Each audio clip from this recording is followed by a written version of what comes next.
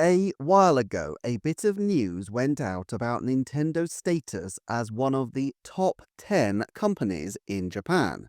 This is from Companies Market Cap, who list the top 10 by market capitalization, which is essentially the total value of the shares. In simple terms, if a share is worth $1 and there are 100 shares, the market capitalization will be $100. This is a good but not completely perfect measure in some respects of the size of various big corporations, for reasons that we will go into in a moment, and there are other measures which give slightly different results. The Forbes 2024 list had Nintendo at 54th in the Global 2000 ranking, for example.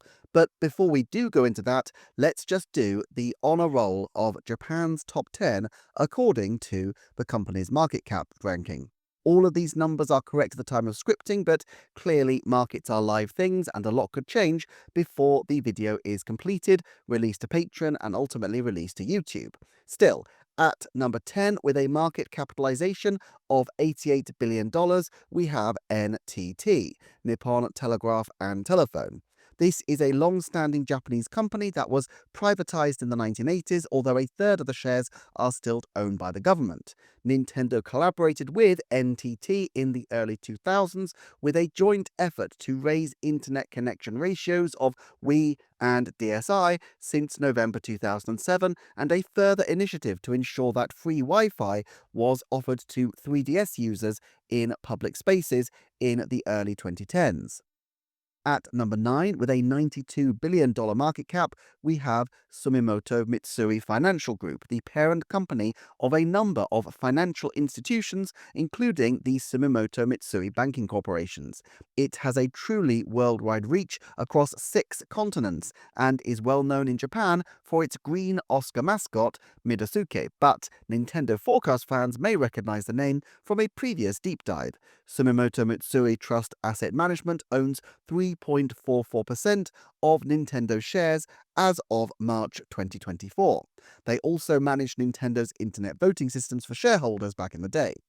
In at number 8 is Chugai Pharmaceutical Company Limited, the Japanese subsidiary of Swiss healthcare multinational Hoffmann-La Roche, and as you might expect, it is deeply into pharmaceuticals with a history of developing anti-cancer drugs, antivirals, and they developed patents for synthesizing vitamin A in the 1960s. Their market cap is $94 billion, which puts them at the time of writing just barely behind our number 7. Yes, at number 7 we have Nintendo.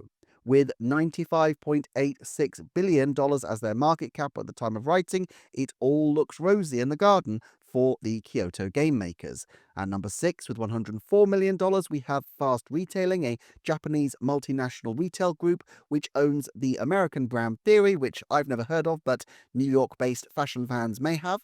At number 5, with a market cap of $106 billion, it's Keyence, who are a fabless manufacturer. That is to say, they design manufacturing processes but outsource the labor.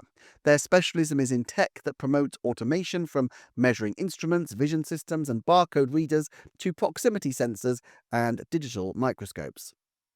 At number 4, we get into the household names.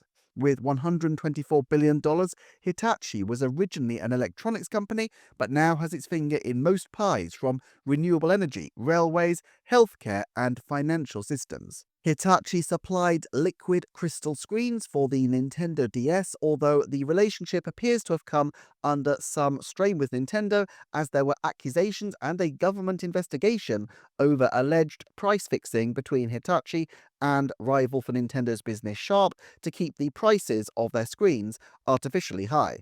At number 3, another company that owns a slice of Nintendo, and Nintendo reciprocates with a $19 million stake in Mitsubishi UFJ Financial, so the company's $144 billion market capitalization is also good news for Shuntaro Furukawa's team. Nintendo explains that its stock is held for the purpose of preparing against business risks and maintaining a strong financial base into the future. While MUFJ doesn't directly own a stake in Nintendo, its subsidiary, MUFG Bank of Japan, owned more than 3% as of March of 2024. At number 2, we have Sony with $149 billion as a market capitalization. And at number 1, by a significant distance, is car manufacturer Toyota, which is not just Japan's biggest company, but the largest automobile manufacturer in the world, and currently the 17th largest company in the world by revenue, which in 2020 was as high as ninth. During the glory days of Wii and DS both selling like hotcakes, one keen investor actually asked Satoru Iwata in a Q&A if the company might one day overtake Toyota, but Toyota's $245 billion market capitalization is more than 2.5 times Nintendo's, so that seems like a distant prospect. All things considered, while Nintendo can have claim to be fairly smug, market capitalization is not the only way to measure a company's size, and it does have some innate flaws. For one thing, it represents a snapshot, and markets can be volatile and emotion-led. It can also be thrown by moves that incur changes which may be beneficial in the long term. For example, during a share buyback, the number of shares available will decrease, and since this is one half of the market capitalization equation, the market cap figure will fall until or unless demand causes the share price to rise to make up the shortfall. But moreover, by only focusing on share price, it ignores one key fundamental: the actual value of the business, both its equity and its debt. This is where Nintendo's famous caution and debt aversion comes in, as while it may not be the biggest player in town, its extreme aversion to debt, and indeed most forms of risk, make it a far safer bet than most. If anything, I would say Nintendo's incredible debt ratio means that it could be underestimated on this chart. However, as I mentioned earlier, the 2024 Forbes Top 2000 list didn't put Nintendo very highly by comparison. It's true that with a weak yen, Japanese companies ranked lower, but it was 54th even among the Japanese companies. So what gives? Well, for one thing, Forbes' calculation of assets may not be to the best benefit of Nintendo, as intangible sources of value, such as intellectual property, may be difficult to assess. If another company were to try to buy from Nintendo Mario, Zelda, or in the darkest timeline Advance Wars, the price would likely be quite different than the notional profits, whereas assets for, let's say, a car manufacturer are going to be much clearer to see, as they are likely to have a higher proportion of physical plants, and for a bank, well, they've got actual money in the bank. It is very much clearer to see where the value is in companies such as this. That's why market capitalization in a way can be said to be a fairer measure, as this reflects effectively not just the balance sheet view, but the perspective of investors who see the potential in the company. But all this could be illusionary. Nintendo's stock has famously had some very erratic periods.